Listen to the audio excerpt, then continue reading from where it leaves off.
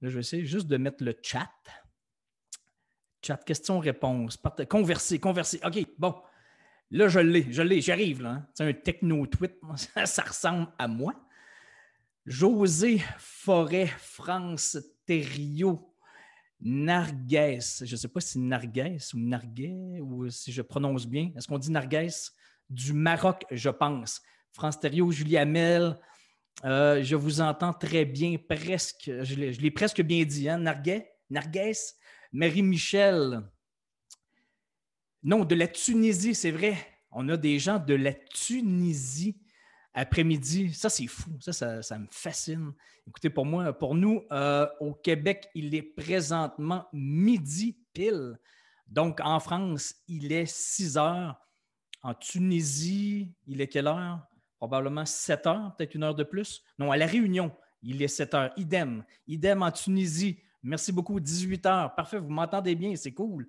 Et en Polynésie, j'ai peut-être des gens de la Polynésie, mais là, en Polynésie, il est un petit peu plus tôt. En Polynésie, je pense qu'il est 6 heures. 6 heures de moins. Donc, il est 6 heures du matin. Lancer un direct. Écoutez, je vais juste écrire ici, brancher sur le Facebook Live en même temps. Ça ne sera pas long. Lancer un direct parfait, titre facultatif. Je vais mettre... Merci de me laisser me brancher un petit peu partout. Je fais une très grande sortie de zone moi-même aujourd'hui. Je vous assure que c'est très stressant faire ça. Faire ce que je fais, là, ça a l'air ridicule hein, pour certains, parce que vous avez probablement tous déjà assisté à des lives en direct sur Facebook ou quoi que ce soit dans votre vie, mais le faire, c'est autre chose. Oui.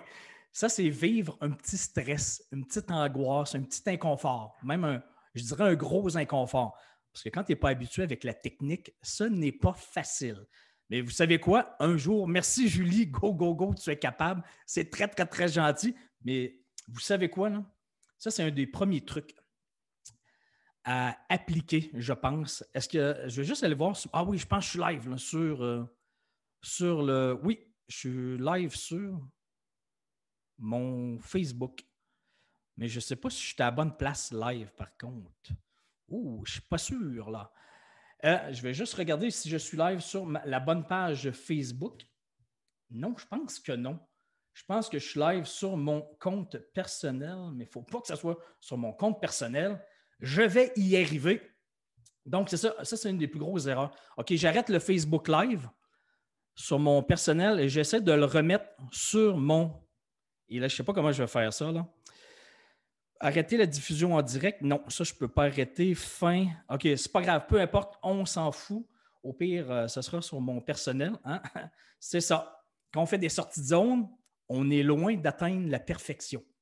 Et il faut se donner le droit à l'erreur. Donc, c'est exactement ce que je suis en train de faire aujourd'hui. J'ai annoncé à tout le monde que mon live serait sur mon Facebook professionnel, mais là, il est sur mon Facebook personnel. Donc, je ne fais pas du tout ce que j'ai dit que j'allais faire. Donc, il y a des gens qui doivent m'attendre sur mon professionnel. Je ne sais pas si je peux l'arrêter, enregistrer la vidéo. Non. Écoutez, je regarde une dernière fois là, pour ne pas étirer mon problème technique. Arrêter la diffusion en direct. Si je l'arrête, ça veut dire que j'arrête sur Zoom. Il ne faut pas que j'arrête sur Zoom.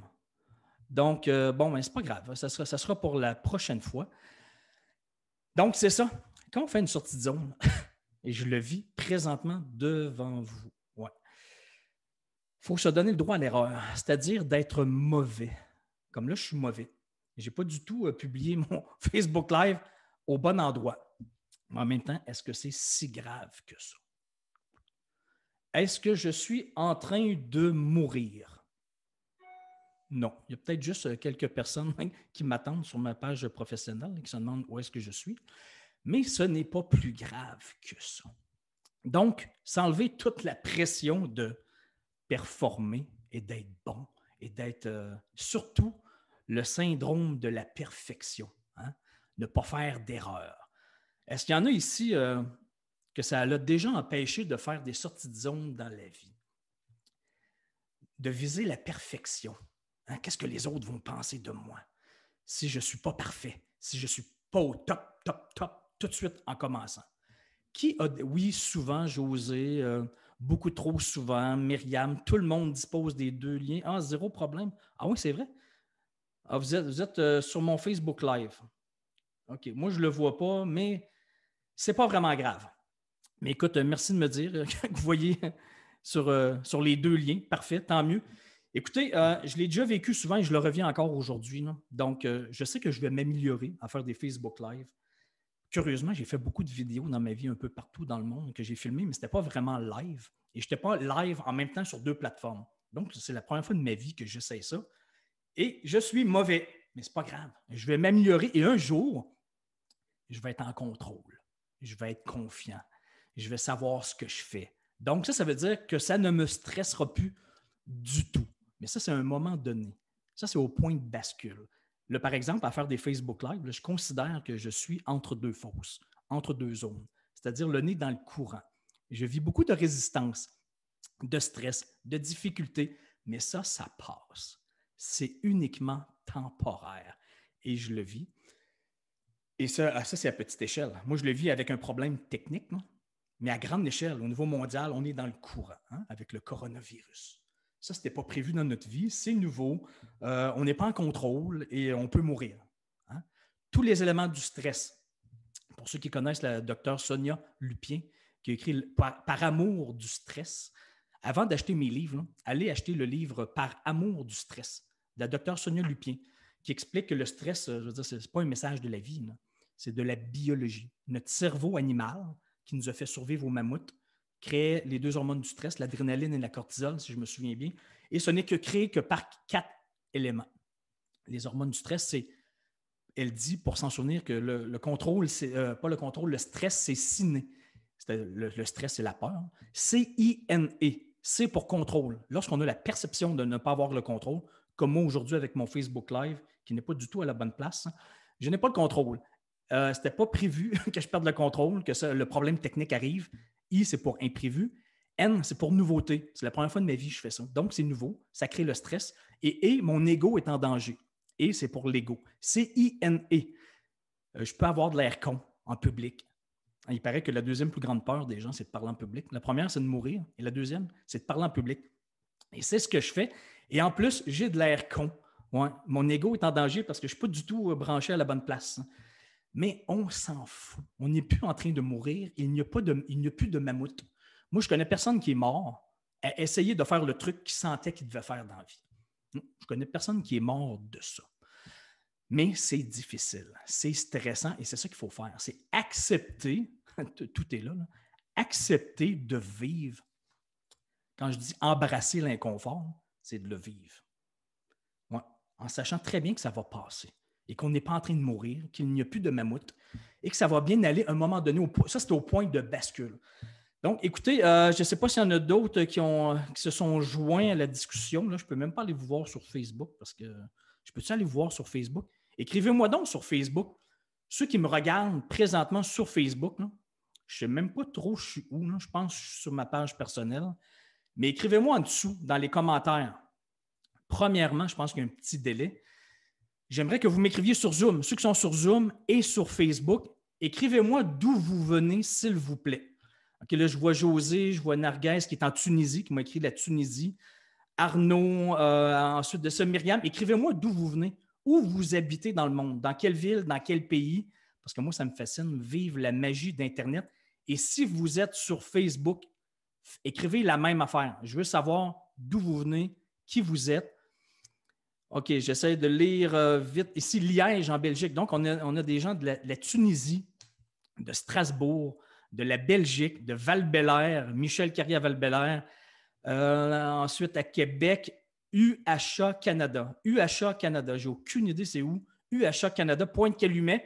À Nantes, Myriam de Nantes. En France, mon cher Daniel, bienvenue, c'est fou. Hein? Marieville, Saint-Féréol-des-Neiges. Donc, il y a des gens juste à côté d'ici, puis il y en a à l'autre bout du monde, en Tunisie. Est-ce que j'ai par hasard des gens de la Polynésie à côté de l'Australie ou de la Réunion? Est-ce que j'ai des gens de la Réunion aujourd'hui? Je suis juste curieux de savoir. Cholet, en France. Cholet, Jean-Claude, qui était à Cholet. Salut, Jean-Claude. Là, je vais juste aller voir sur Facebook en même temps s'il y a des gens qui écrivent. Écoutez, bienvenue. Moi, ça me touche beaucoup que vous soyez ici. avec moi aujourd'hui, que vous perdiez une partie de votre vie à écouter mes niaiseries. Moi, ça me touche beaucoup.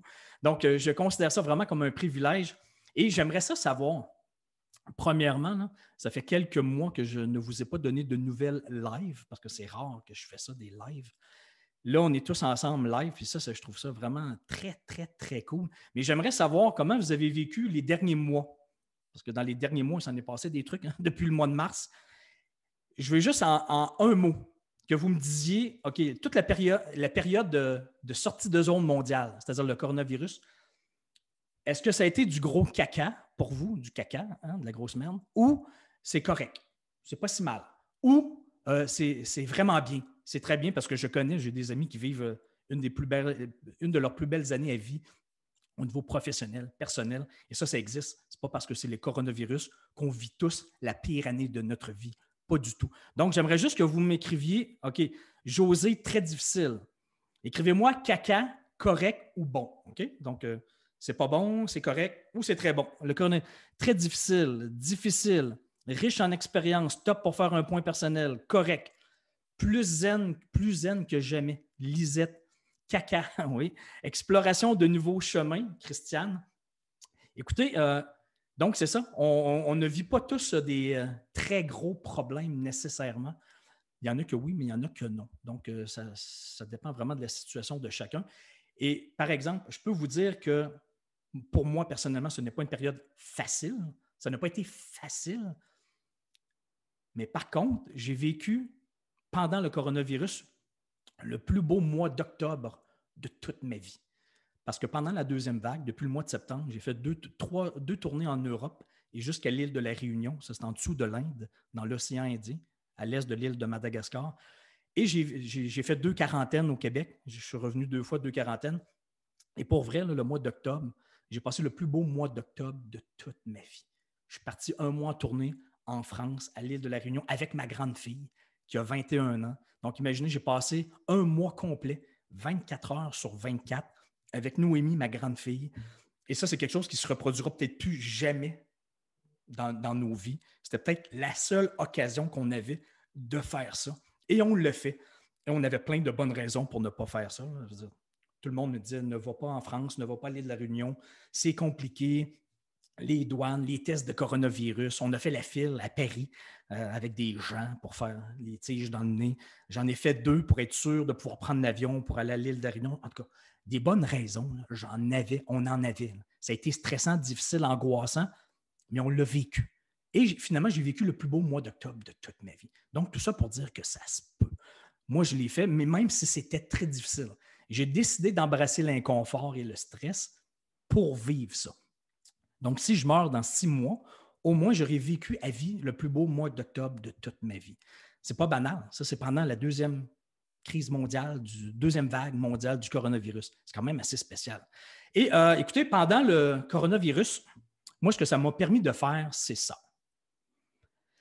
Ça, là, je vais vous faire juste un petit historique de ça. Là. Pourquoi ça? Là? Parce que je n'ai même pas eu le temps de vraiment en parler. Parce que j'étais parti, j'ai publié quelques photos par-ci, par-là de ça, là, mais je n'en ai pas parlé beaucoup. Et je vais juste vous faire un petit historique. Écoutez, moi, ça fait, je vais vous dire, jusqu'au moment où ça a débuté, Salomon le Saumon, je n'avais pas donné de conférence encore à vie. J'avais donné 0 conférence. Et à un moment donné, mais j'avais publié mon premier livre, Sortie de zone. Et je suis en train de dîner. J'ai eu une bulle. À un moment donné, je me suis dit, waouh, c'est fou. Je ne sais pas d'où est venue la bulle, pourquoi. Et je ne me souviens pas du jour ou du moment où je l'ai eue. Mais je me suis dit, c'est fou. On a exactement la même vie que les saumons. C'est-à-dire que les saumons grandissent dans l'océan Atlantique, Pacifique, peu importe. Ils deviennent adultes, deviennent grands. Et à un moment donné, rendus là, adultes, ils doivent se choisir une rivière. Ils font leur migration, ils descendent la côte est-ouest et ils leur passent des dizaines de rivières dans la face lorsqu'ils descendent la côte. Et à un moment donné, eux, ils sentent. Ce n'est pas du rationnel, c'est du ressenti uniquement, parce qu'on s'entend tous pour dire qu'un saumon, c'est con. Ce n'est pas intelligent, ça n'analyse pas la situation, hein, et ça rentre dans la bonne rivière. C'est-à-dire, depuis des milliers d'années, aucun saumon ne s'est trompé. Ils reprennent tous la bonne rivière, c'est-à-dire la rivière dans laquelle ils sont nés. Ils remontent à leur source, au bout de la rivière, exactement où ils sont nés. Puis moi, ça me fascine. Parce que nous, c'est la même chose en tant qu'humains. Quand je suis devenu adulte, à la fin de l'école, du lycée secondaire, la vie m'a posé exactement la même question. C'est-à-dire, Daniel, c'est à ton tour. Ouais. Choisis ta rivière. Tu dois choisir ta rivière. Tu es rendu grand. Hein? Donc, et ils nous passent tous des dizaines de rivières dans la face, à tout le monde. C'est-à-dire, on peut devenir avocat, comptable, policier, pompier, informatique, construction, joueur de hockey ou joueur de foot en Europe. Peu importe. Il nous passe plein de choix devant nous. On a le choix. Là. Il nous passe des dizaines de rivières. Et par contre, nous, les humains, on est tellement intelligents qu'on se dit bon, mais moi, je ne suis pas un con. Ouais, je ne suis pas un saumon. Donc, moi, je vais prendre pas la rivière que je sens. Non. Je vais prendre ou qui va me faire revenir à ma source. Je vais prendre la rivière la plus longue parce que moi, je réfléchis. J'analyse la situation et je vais prendre une décision éclairée. Je vais prendre la rivière la plus longue, la plus facile, ouais, la plus confortable, la plus sécuritaire. C'est-à-dire la rivière avec le moins de chutes possible, avec le moins de courant possible, le moins d'ours possible, le moins de danger possible. Je vais prendre la plus longue, la plus facile, et idéalement, c'est ce qu'on dit souvent les humains, je vais prendre la rivière la plus payante, ouais, celle dans laquelle je vais faire le plus d'argent. Et on est des milliers d'humains à se tromper de rivière à chaque jour sur la Terre, à chaque jour. Alors que les saumons, depuis des milliers d'années, aucun saumon ne s'est trompé. Ils sont tous revenus à leur source, exactement à la bonne place. Donc ça, c'est une erreur que les humains font trop souvent parce qu'on réfléchit beaucoup. On analyse la situation, des décisions éclairées, réfléchies. Pas basées sur le ressenti, non, sur le logique, la facilité, le confort, le conformisme, tout ça. Là. Et une fois qu'ils rentrent dans leur rivière, les saumons, celles qu'ils doivent prendre, celles qu'ils sentent, leur vie, c'est exactement la même chose que nous. C'est-à-dire une succession continue, du début à la fin de la rivière, c'est-à-dire pour nous, c'est la sortie de l'utérus jusqu'au bout, jusqu'à la mort. C'est une succession continue de fausses courants, fausses courants, fausses courants, fausses courants. Des fausses, c'est des zones de confort qui, pour nous, durent 1 an, 2 ans, 4 ans, 7 ans, 10 ans, 15 ans, 20 ans, personnel, professionnel, où c'est facile, où on fait copier-coller, où on se repose, où c'est confortable, où on se sent en sécurité. Là, on est sur notre X. Quand on dit être sur notre X, ça en prend des zones de confort dans la vie. Mais le saumon ne passe pas sa vie dans la fosse parce que c'est facile et confortable à la première fosse venue. Non. Lui, il fait sa job dans la vie. Son travail, c'est de remonter la rivière, revenir à sa source, à ce qu'il est supposé faire dans la vie. C'est-à-dire, à un moment donné, il sent qu'il doit sortir de la fosse et c'est là qu'il se met le nez dans le courant. Entre deux fosses, il y a du courant. Et c'est là qu'il y a la vie d'en face, où nous, on trouve ça difficile, entre deux zones de confort. Mais par contre, on fait l'erreur de passer de tourner trop souvent dans la fosse et de s'éteindre indéfiniment. Et s'éteindre, ça veut dire développer des symptômes psychologiques et physiques. Ça veut dire commencer à ressentir, d'avoir fait le tour. Hein? Est-ce qu'il y a des gens ici, là je suis sur Zoom et sur Facebook en même temps, est-ce qu'il y a des gens qui ont déjà ressenti d'avoir fait le tour de la question, de s'ennuyer, de la routine, de ne plus grandir, de ne plus évoluer? Est-ce qu'il y en a? Répondez-moi sur le Zoom. Je vois Louise, Josie, oui, Lisette. Donc, si on l'étire au maximum, on s'éteint. Ça, c'est-à-dire qu'un jour, ça devient le burn-out, la dépression. J'ai trop d'histoires, j'en sois à chaque jour, toujours. Et donc, le saumon vit une succession continue de ça, de fausses courants, période facile, transition difficile. Et donc, tout ça pour dire, et arrivé au bout de la rivière, c'est fini. Hein? Et lui, il a juste fait ce qu'il avait à faire. Et nous, c'est ça qu'on devrait faire aussi, c'est-à-dire avancer dans la rivière.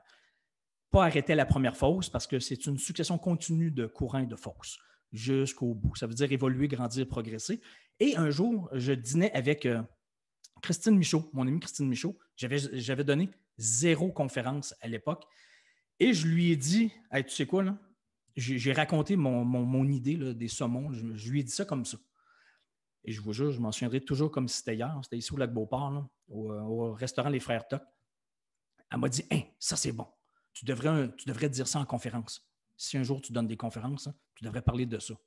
Je dis, ah oui, j'aurais parlé de ça. Elle dit, ah oui, vraiment. Je dis, OK. Moi, je n'avais jamais pensé à ça de ma vie. Je n'avais jamais fait de conférence encore. Ça faisait quelques semaines que mon livre était sorti de zone.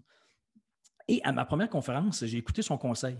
Je me suis dit, OK, je vais essayer de parler de ça, des saumons, de mon analogie des saumons. Et là, ça a tellement collé. Là. C'est fou. Je m'en suis tellement fait parler qu'à la deuxième, bon, j'ai continué. Troisième, quatrième, cinquième. Et là, j'en parle là, depuis environ 7 ans à temps plein en conférence. C'est une des choses qui a le plus collé là, dans ce que je dis. Puis je ne comprends pas trop pourquoi, mais tant mieux. Hein. On s'en fout du pourquoi, mais ça parle. Les gens se souviennent de ça. Et au fur et à mesure, c'est drôle parce que je me suis dit à un moment donné, et je ne sais pas d'où c'est venu et pourquoi c'est venu, il y a une graine qui a poussé en moi. Appelez ça une poussée de vie.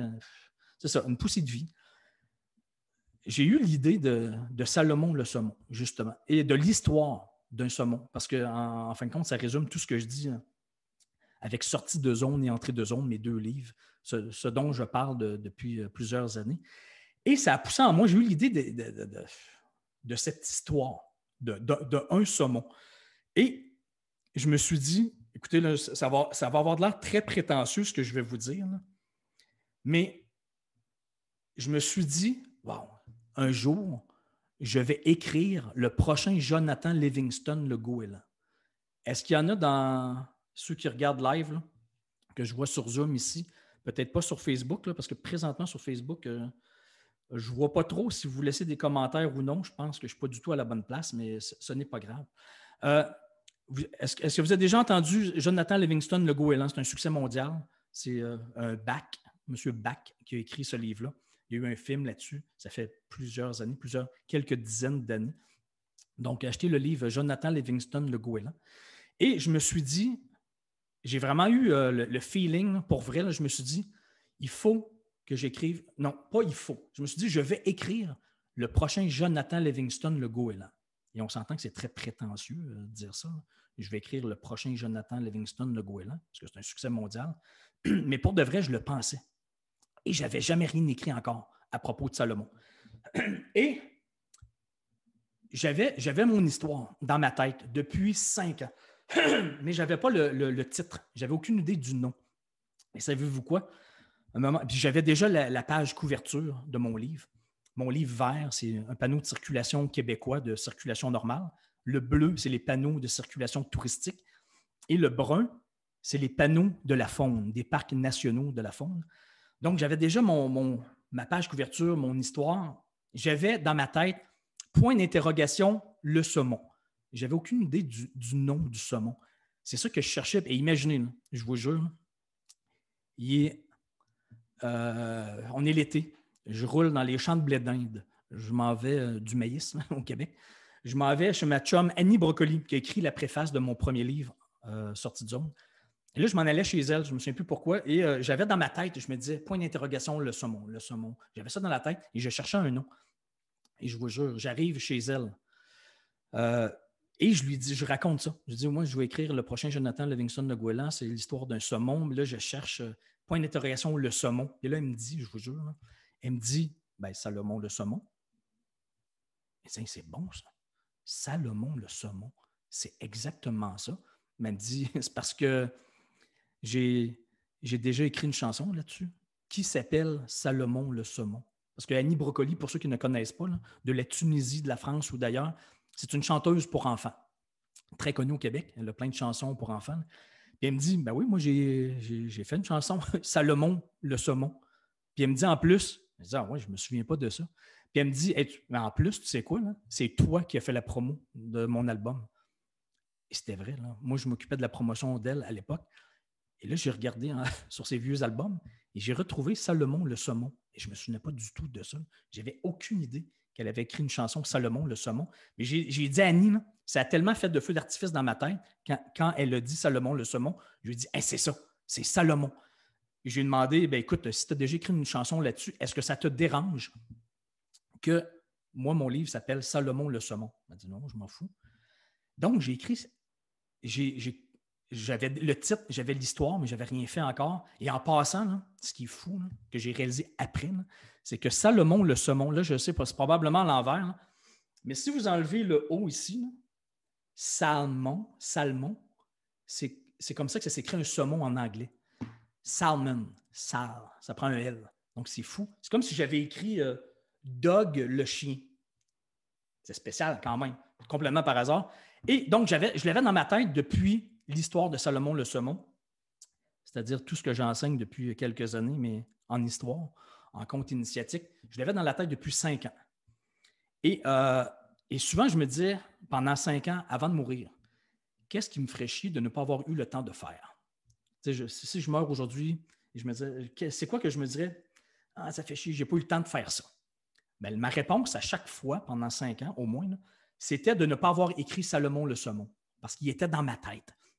Est-ce que ça vous est déjà arrivé, vous, ceux qui m'écoutez sur Zoom ou sur Facebook, là, je ne vois aucun commentaire, je ne vois rien, là, je n'ai aucune idée. Je pense que je ne suis pas du tout sur Facebook, mais ce n'est pas grave. Est-ce que ça vous est déjà arrivé de vous poser la question avant de mourir, c'est quoi je regretterais de ne pas avoir eu le temps de faire?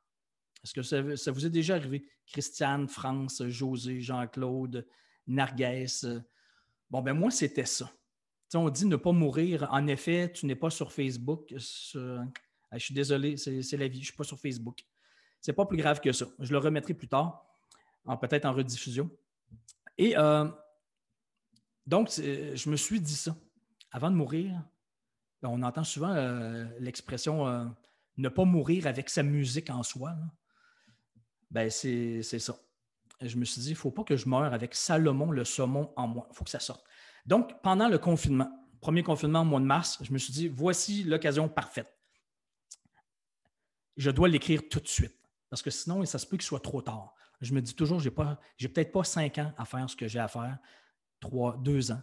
Il y a toujours des gens qui meurent beaucoup trop jeunes. Donc, il ne me reste peut-être pas autant de temps que je pense pour écrire Salomon. Donc, au confinement, j'en ai profité. Je l'ai écrit en 12 jours, tellement il était dans ma tête. Et au fur et à mesure que j'écrivais, même, j'apprenais des trucs moi-même sur mon histoire. Et je me disais, oh, wow, ça c'est bon, ça c'est bon. Mais en même temps, je me surprenais moi-même, mais c'était dans ma tête. C'est un petit peu bizarre. C'est la première fois de ma vie que j'écrivais un roman initiatique, une histoire de poisson. On s'entend que c'est une grande sortie de zone pour moi. Je n'ai jamais fait ça de ma vie. Mes 2 autres livres n'ont rien à voir. C'est des essais, mais du même sujet, mais ce n'est pas du tout le même style de livre, mais sur le même sujet. Et donc, j'écrivais ça. Et finalement, je l'ai sorti. Je l'ai écrit pendant le confinement. Il est sorti en librairie au Canada, en Europe, pas en Amérique du Nord. Il est sorti pendant ma quarantaine, ma première quarantaine.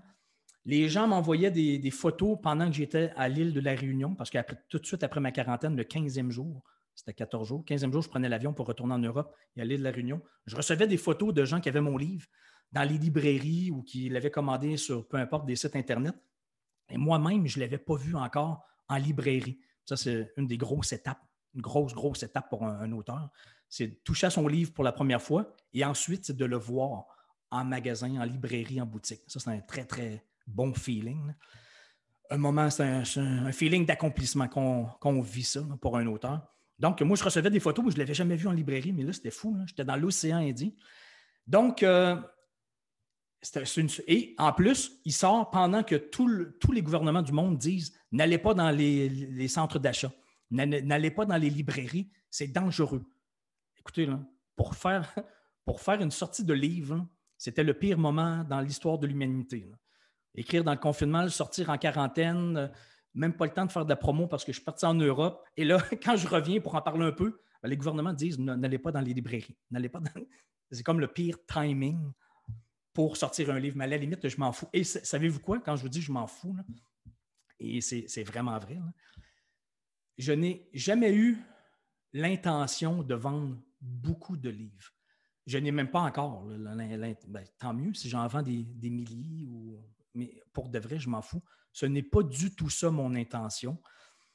Mon intention depuis le début, quand j'ai envoyé au mois de mars, avril, je ne sais plus trop, là, au printemps, quand j'ai envoyé à mon éditeur la dernière version de mon livre, et j'ai approuvé, je lui ai confirmé, OK, c'est bon, c'est celle-là, là. C'est elle. Je vous jure, quand j'ai appuyé sur scène et que je l'ai envoyé, là, j'ai eu le feeling, je me suis dit, parfait, maintenant, je peux mourir. Et pour vrai, je me suis dit ça sans blague. Là. Parce que si je meurs aujourd'hui, c'est pas grave. Parce que mon éditeur a le livre, a la version finale. Donc, même si je suis mort, ils vont pouvoir le publier, le sortir. Donc, ça veut dire que mes enfants, ma blonde, mes amis ou mes followers ou peu importe, vont pouvoir lire Salomon le saumon. Il est sorti de ma tête et il existe. Donc, je ne me suis jamais dit, je veux que ça devienne un best-seller. Je vais en vendre des milliers de copies. Moi, je voulais juste qu'il existe, que mon livre existe, qu'il soit sorti de ma tête. Parce que moi, c'est ça que j'avais à partager. Donc, c'est ça.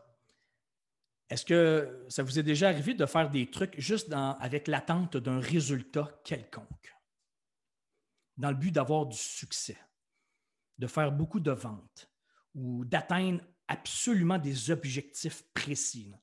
Moi, je veux atteindre tel objectif avant telle date. Je n'ai jamais fonctionné comme ça. Je n'ai jamais eu de but dans la vie, d'objectif, outre celui d'être heureux et de faire ce que j'ai à faire pour être fier de moi, de m'accomplir, de me réaliser, et c'est tout. J'ai jamais eu d'objectif. Pour vrai, j'en ai pas plus. J'en ai jamais eu avec mes 2 premiers livres, avec mes conférences, avec ça. Moi, je veux juste, avec le temps que j'ai, l'énergie que j'ai, le talent que j'ai, les compétences que j'ai, j'en ai pas plus.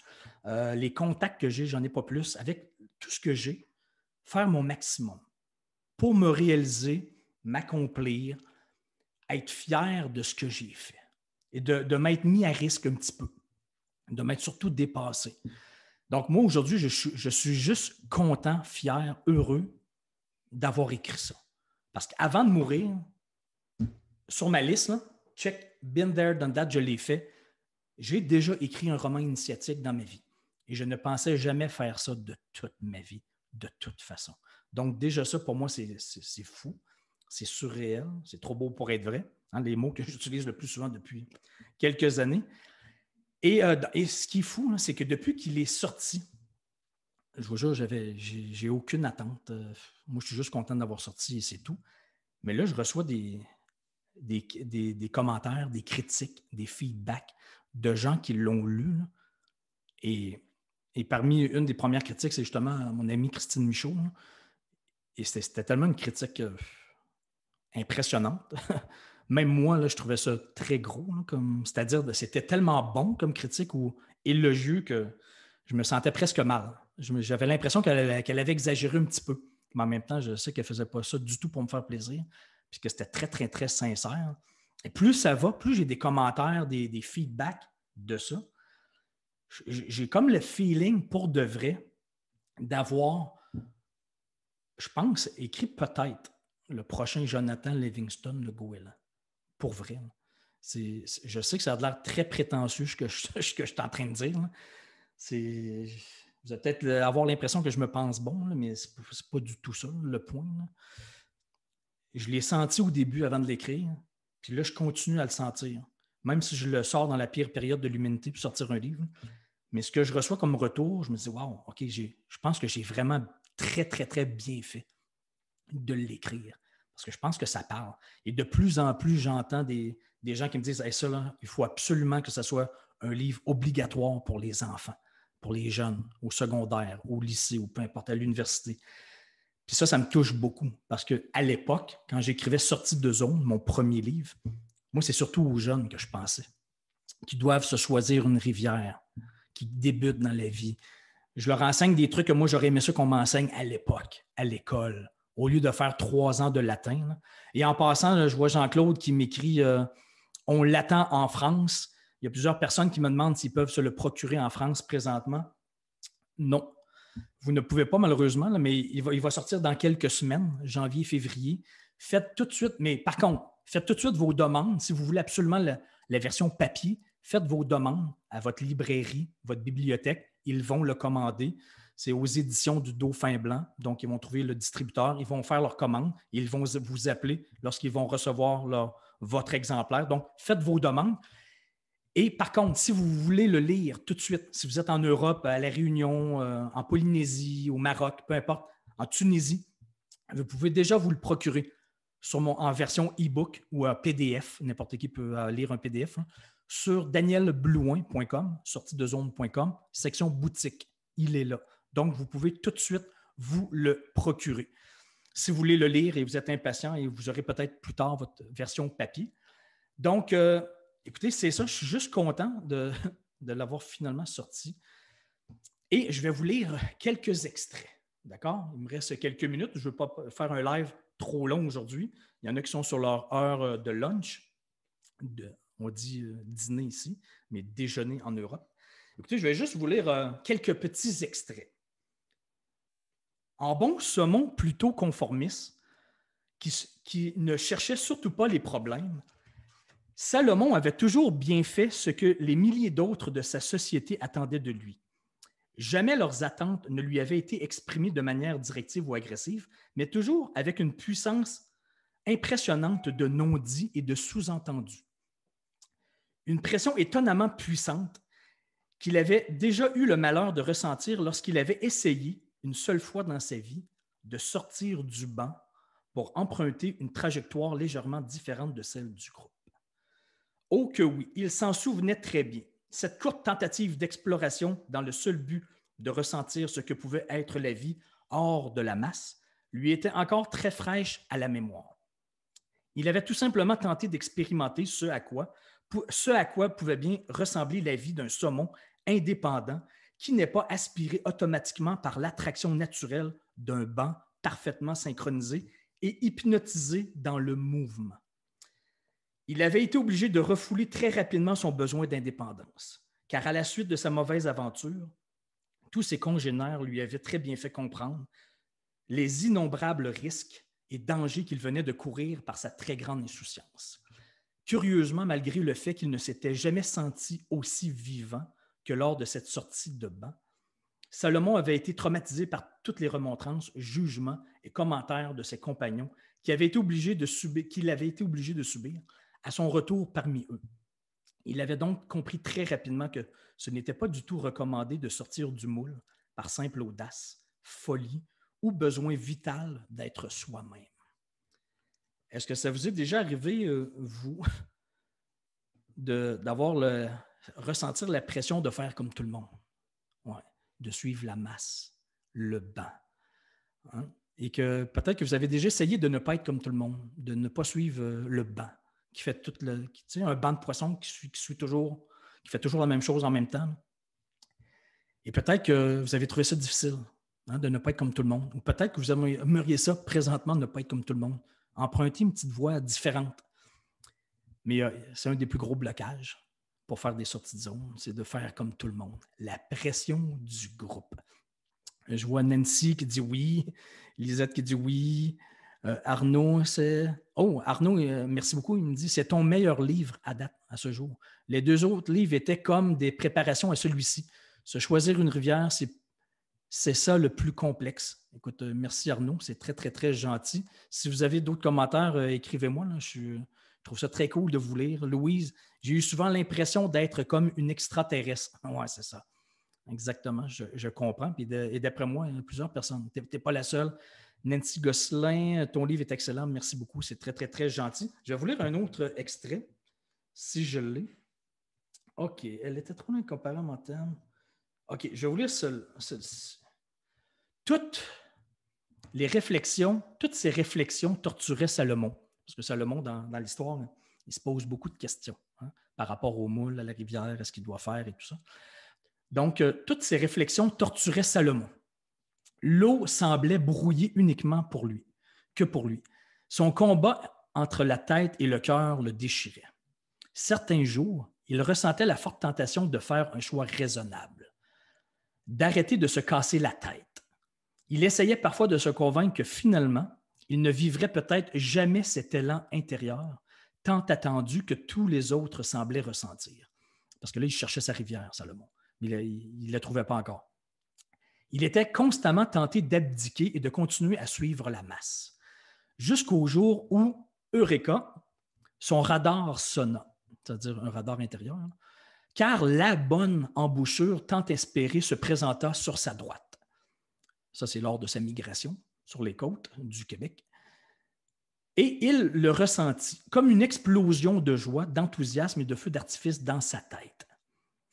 Il savait profondément que c'était elle, la rivière, la bonne. Jamais il n'aurait cru qu'une rivière pourrait l'attirer autant que celle-ci, tel un aimant d'une puissance indescriptible. Surtout qu'il ne s'était jamais imaginé que sa rivière pourrait être aussi petite et étroite. Elle était très loin d'être comparable en termes d'importance et de potentiel aux autres grandes rivières populaires que la majorité de ses collègues avaient choisies, le moule. La petite rivière qui faisait battre son cœur ne présentait pas du tout le même confort de remontée. Bizarrement, cette toute petite rivière que personne ne semblait vouloir remonter, à part lui, était aussi reconnue pour être extrêmement accidentée. On la savait périlleuse, avec plusieurs chutes impossibles à franchir, sans s'y reprendre plusieurs fois.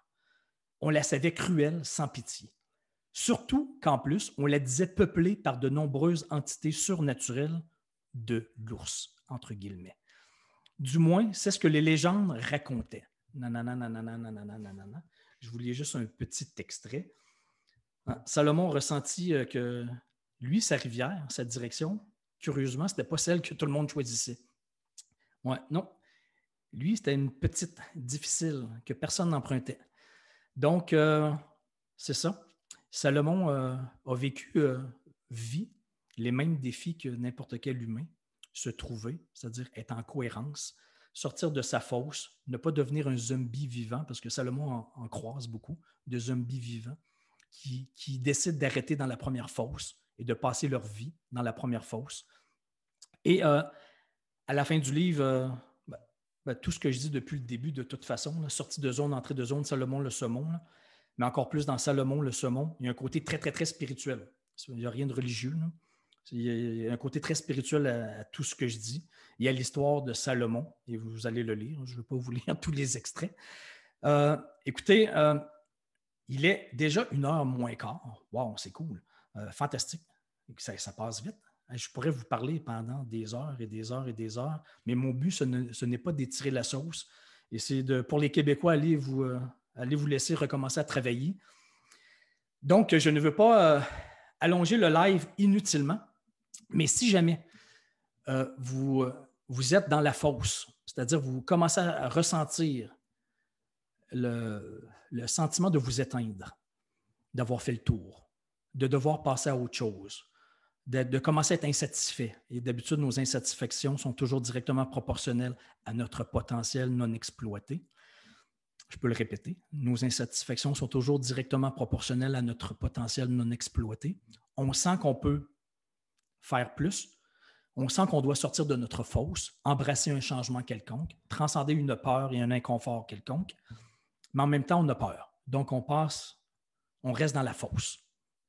Mais le mauvais calcul qu'on fait, c'est de penser que l'inconfort qu'on vit dans notre fosse, parce qu'on reste dans la fosse parce que c'est facile et surtout connu, mais un jour, on commence à souffrir. Et ça concerne 100% de la population.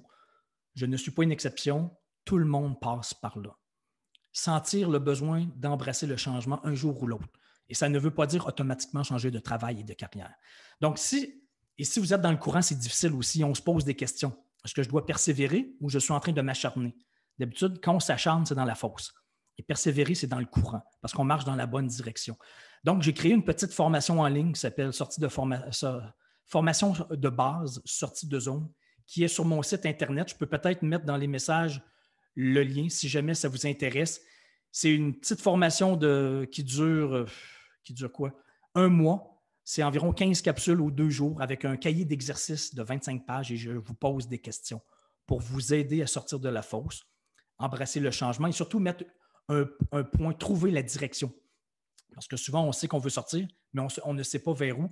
Donc, sur mon site Internet, danielblouin.com, sortiedezone.com, onglet formation. La formation, elle est là. C'est 40 €, 60 $, taxes incluses, cahier d'exercice de 25 pages. Ça dure 1 mois, des petites capsules d'environ 5-6 minutes. C'est très court, c'est très facile à suivre. Vous recevez un email à chaque fois qu'il y a une capsule qui se libère. ça donne des prises de conscience. Et ça va vous aider assurément à embrasser et surtout devenir plus en cohérence avec vous. C'est-à-dire remonter la rivière pour revenir à votre source, à ce que vous êtes réellement supposé devenir et que vous avez le potentiel de devenir.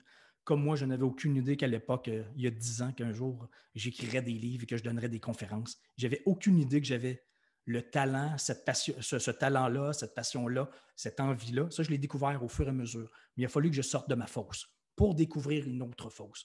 Donc, c'est ce que je vous aide. Et si jamais vous avez des enfants, des conjoints, des conjointes, des amis, allez leur partager le lien de l'onglet formation sur mon site Internet. Ça va les aider assurément. Et pour les Européens, comme je disais, il y a la version PDF e-book de Salomon le Saumon à la section boutique sur mon site Internet. Si vous êtes trop pressé, vous ne voulez pas attendre la sortie à papier en Europe, mais si vous voulez m'aider, faites votre demande à votre librairie bibliothèque pour qu'ils commandent tout de suite leur exemplaire.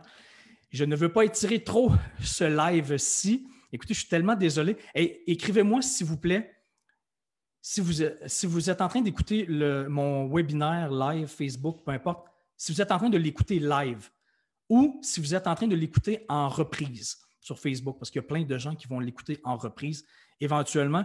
Je vais lire quelques commentaires. Arnaud, comment... un peu, je vais voir Arnaud.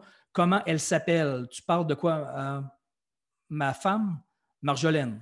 C'est de ça que tu parles? Je ne sais plus de quoi tu parles. Arnaud, comment elle s'appelle? Elisette Doucet, merci. Je vais voir cela sur ta page. Nancy Gosselin, merci pour ce Zoom webinaire. Nadine Perrault, j'entame ma rivière et j'aurais dû prendre l'embranchement plus tôt. Je me suis acharné à suivre pendant des années. Exact. Des fois, on se trompe de rivière. Narguez, qui est en Tunisie. J'aurais une petite question. Oui. A-t-on nécessairement besoin de souffrir avant le point de bascule? OK, première question. Souffrir. Parfois, c'est souffrant. Parfois, c'est moyennement souffrant. Et parfois, on appelle ça juste de la résistance. C'est difficile. Pas nécessairement souffrant, mais difficile.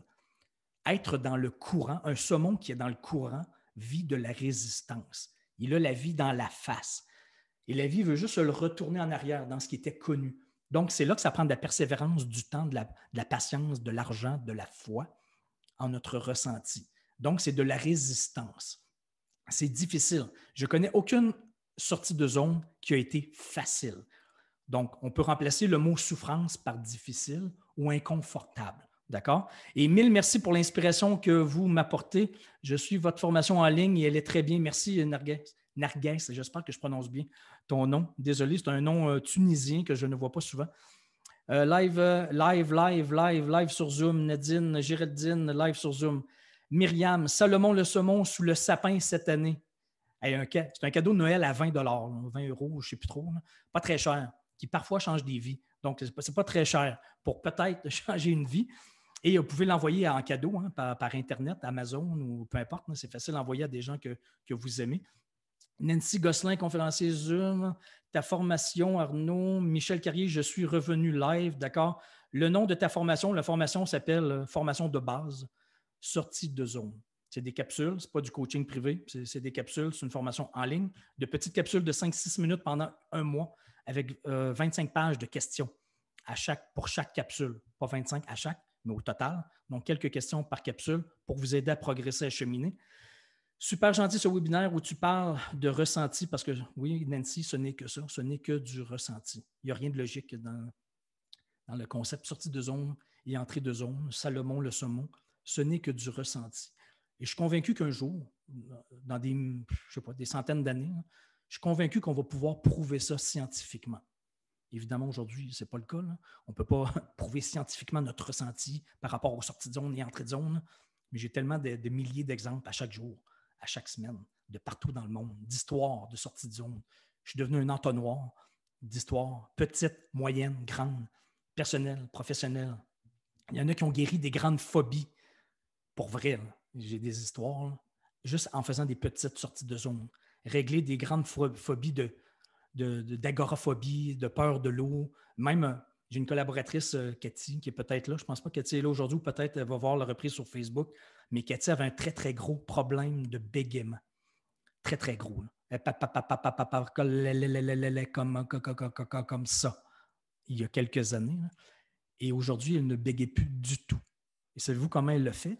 C'est elle qui me l'a raconté après. Je n'avais aucune idée de son histoire. Je ne la connaissais même pas à l'époque. Elle me dit, j'ai décidé à chaque jour de faire une petite sortie de zone. Là, on parle de petite sortie de zone, mais pour elle, c'était gros. Elle avait un problème de bégaiement. Là. Elle n'a pas changé de travail et de carrière. Écoutez, c'était quoi ça? C'est moi qui bégaye maintenant. Sa sortie de zone, elle s'est donnée comme défi à chaque jour dans l'autobus, parce qu'elle prenait l'autobus à chaque jour. Elle s'est donné le défi d'aller dire à un inconnu à chaque jour dans l'autobus, aller lui dire bonjour. Elle a fait ça à chaque jour. À chaque jour, c'est devenu de moins en moins inconfortable parce qu'on s'entend que c'est très inconfortable faire ça. On a de l'air con, hein? Le jugement des autres, un inconnu. Est-ce qu'il va m'envoyer chier? Est-ce qu'il va me sourire? Est-ce qu'il va être poli? Je ne sais pas. C'est la peur. Donc, elle a fait ça à chaque jour. Ça, c'était une petite sortie de zone, mais immense pour elle. Et c'est devenu de moins en moins inconfortable. Et un jour, elle a passé le point de bascule. Et savez-vous quoi? Aujourd'hui, elle ne bégait plus du tout. Elle ne bégait tellement plus du tout que il y a quelques mois, elle a fait ma première partie de conférence à Magog. Elle a parlé live devant un groupe sans bégayer, juste en faisant des petites sorties de zone à chaque jour. Donc ça, c'est une immense... on parle d'une phobie, d'un gros problème. En faisant des petites sorties de zone, pour elle, c'était immense. Pour moi, c'est ridicule parce que je ne bégayais pas. Pour moi, ce n'est pas si difficile que ça, aller dire bonjour à un inconnu. Mais pour elle, c'était gros. Donc, chacun a notre niveau de stress, d'inconfort. Il n'y a pas d'absolu là-dedans, ça dépend de chacun. Donc, il faut juste savoir les faire à notre niveau, marche par marche, sans vivre de grands traumatismes. Elle n'a pas vécu de traumatisme. Et le pire qui pouvait arriver à Cathy dans l'autobus, c'est que les personnes ne lui répondent pas ou aient de l'air bête, ne lui disent pas bonjour en retour. Ça, c'était le pire. Et probablement, je suis convaincu qu'elle l'a vécu. Qu'il y a certainement des personnes qui n'étaient pas très gentilles, ils n'ont même pas souri, ou peu importe, ils ne l'ont même pas regardé parce qu'ils trouvaient ça bizarre qu'une inconnue vienne lui dire bonjour. Mais en même temps, si elle l'a vécu, elle n'est pas morte. Le pire qui pouvait arriver, c'est qu'elle retourne à sa place, mais juste être fière de elle, de l'avoir fait. Et le réaliser qu'elle n'était pas en train de mourir à chaque fois qu'elle faisait ça. Mais des histoires comme ça, c'est une histoire extrême, c'est une grande phobie. Mais j'en ai d'autres, là. Des histoires de peur de l'eau, des abeilles, de agoraphobie. Imaginez, ça, c'est des phobies. Mais quand on vit une sortie de zone psychologique dans nos vies personnelles, professionnelles, c'est la même chose, à un autre niveau, à une autre couleur, que ce soit un changement de travail, de carrière, quitter un conjoint, embrasser le changement mondial du coronavirus, c'est marcher vers de l'inconnu. Et c'est ça qui nous fait peur. Contrôle, imprévu, nouveauté et CINE. Je vous rappelle le livre Par amour du stress de la docteure chercheuse dans le domaine, spécialisée là-dedans depuis 30 ans, Sonia Lupier, Par amour du stress. Vous irez voir ça. Ce n'est que de la biologie. Donc, on a nos poussées de vie qui nous disent très clairement vers où marcher, quoi faire pour grandir, évoluer, progresser. Et en même temps, on a le cerveau animal qui a peur. Mais ça, ce n'est pas un message de la vie, c'est de la biologie. Il faut juste savoir que c'est normal. Et le courage, ce n'est pas l'absence de peur, parce que tout le monde a le cerveau animal qui a peur du mammouth, qui nous a fait survivre. Le cerveau ne veut pas notre bonheur, il veut nous faire survivre. Donc, il faut juste le savoir qu'il n'y a plus de mammouth, qu'il n'y a pas de danger à vouloir devenir ce qu'on est supposé devenir, ou à être de plus en plus en cohérence avec nous-mêmes. Parce que ça c'est le problème, c'est que ça change toute la vie. Ça change toujours. Notre X sur lequel on est, et être sur son X pour les Européens qui n'ont aucune idée de quoi je parle, c'est une expression très québécoise, ça veut juste dire être à la bonne place, être en cohérence, faire exactement ce qu'on doit faire dans la vie quand on dit être sur son X. Donc, notre X se déplace sous nos pieds à chaque jour, toute la vie. C'est-à-dire que nos désirs, nos rêves, nos aspirations, nos goûts, nos besoins changent continuellement. Et tout le monde est d'accord avec ça. Personne ne peut dire le contraire de ça. Donc, si ça change continuellement, ça veut dire que notre travail, c'est d'être toujours en vigilance par rapport à ça.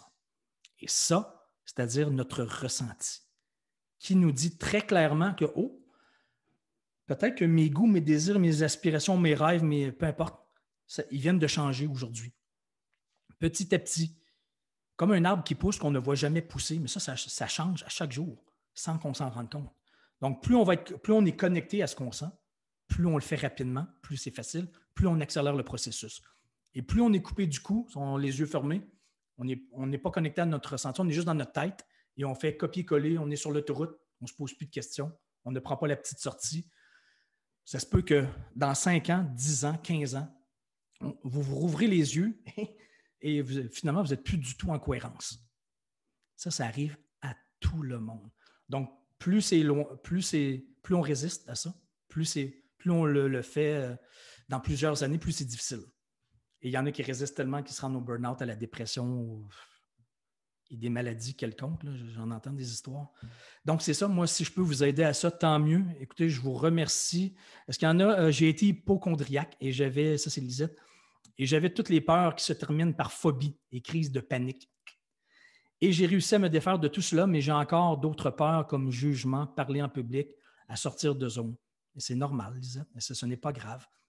Et ça, si c'est ta peur, Lisette, tu sais, c'est quoi le meilleur service que tu pourrais te rendre? C'est de commencer à essayer de parler en public. Des petits trucs, des petites choses, des petits groupes. Et je te jure que c'est sûr, pas peut-être, tu vas être très fier de toi.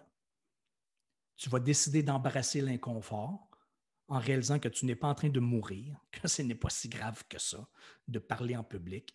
Comme moi, j'ai de l'air souvent très con, mais à un moment donné, on s'en fout. Au début, j'avais une peur extrême de parler en public. Pour ceux qui me connaissent, je ne voulais pas donner une deuxième conférence. J'avais trouvé ça trop difficile. Je n'ai même pas parlé à mon propre lancement de livre parce que c'est trop inconfortable pour moi parler en public. Donc, il y a 6 ans, je n'ai pas parlé à mon propre lancement de livre parce que je détestais parler en public. C'était trop difficile, trop stressant, trop angoissant. Donc, si moi j'étais capable, n'importe quel con est capable. Ça, je vous jure. Oui, Lisette, je travaille sur ça. Bravo, Lisette, continue. Marion, bonjour, de Paris, Daniel. Belle rencontre en octobre. Merci beaucoup, Marion. C'est très, très, très gentil. José, merci beaucoup pour ces informations. J'imagine que je me suis trompé de rivière, ouais, peut-être.